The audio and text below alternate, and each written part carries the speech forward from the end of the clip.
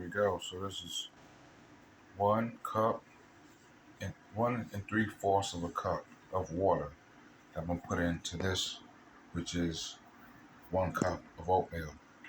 So you gotta put a little more water.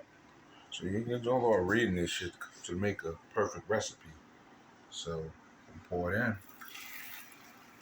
That's enough. That's enough right there. That covers it. The whole. There you go.